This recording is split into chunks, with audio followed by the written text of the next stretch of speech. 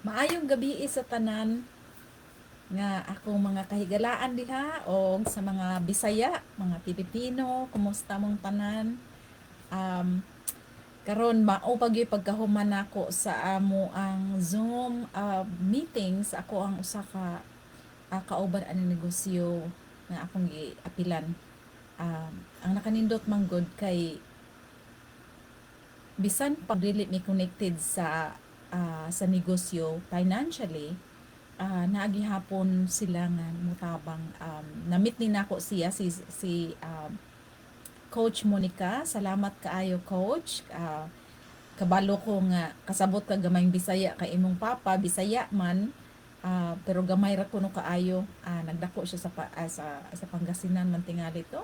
So bag-o pag yun minahuman og nagpasalamat kay ko nga sa amo ang negosyo bisan pa og kana ang dili mi connected sa financially, ah kining bayhana sa pagkatinuod lang ni tabang jud ni take yung time mga usa siguro mi ka oras kay ngano ipakita gid niya nako unsa niya ang sa iyahang kuan sa grow sa iyahang business maunay nakanindot. So excited pug kaayo ko nga makaingon ko nga nagpasalamat gyud ko nga bisan pa man nga dili mi ingon nga kana ang kaila dito rami sa Mexico nagkaila ani pero naagyud siya nga gihatagan gyud ko niyang panahon nga matabangan ko niya sa ako ang especially sa akong YouTube. So, salamat Coach Monica og makatanaw manggaling ka ani. Nagpasalamat kay ikog dako.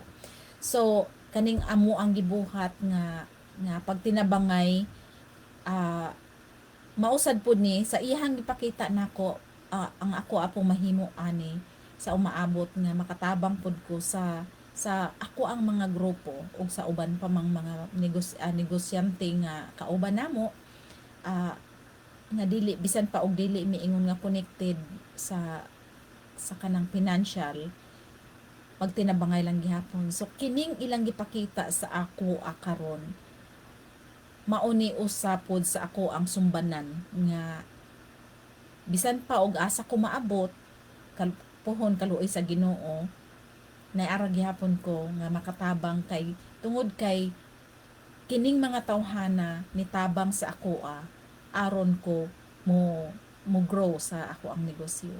So maunay giingon nga kining amo ang akong gisudlan maayo gyud kaayo sa labi na sa mindset kay instead nga kasagaran man gud nato mga Pilipino ang ato ang mentality nga murag binunlutay ba pa ilawom pero kani man gud sa amo sa ako ang kuan so far sa akong na experience naagyod ang mga kauban kinahanglan ra gyud nga mo reach out sa tawo kay dili man gyud tanan ingon nga kana ang available di ba.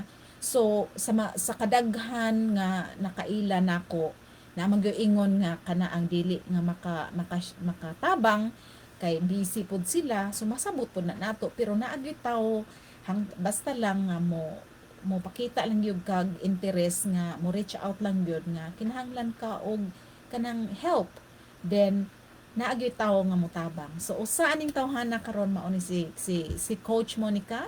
Salamat coach.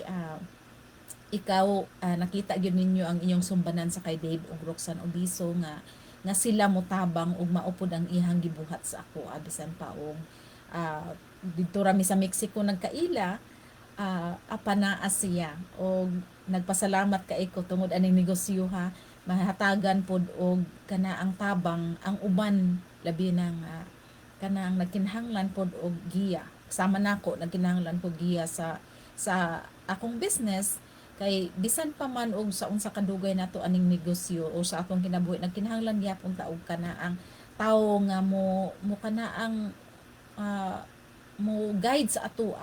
So mao ni karon ang ako ang nakatunan so nagpasalamat kay ko nga naka-spend kog time sa kay Coach Monica through Zoom. So thank you coach. And then sa hangtod na po sa sunod hinaot pa nga magkauban na pud tapuhon magkaabot ta po hunog asa man ta asa naman po ang atong negosyo mo kuan na ay mga meeting or ing ana hinaot pa nga magka kita ra gihapon ta og magkauban.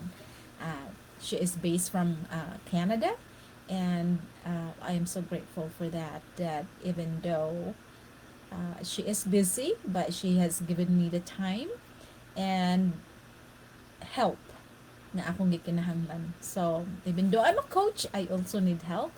And as a mentor, I also need help. And all of us in this online business, or all of us in this planet, I would say, planet Earth, we need something, right?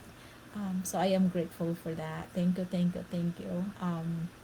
So, alas 10 na kapin. Nahanglan ako mag-ready. Kaya na po ko matulog. So, okay, may gabi sa tanan, may buntag, ug asa man mo ron. Salamat kay sa nga tanan, okay? Um, balik na ko ugma. Hopefully maka go live ko ugma. Okay, thank you, thank you, thank you. Bye-bye. Good night. Good night everyone.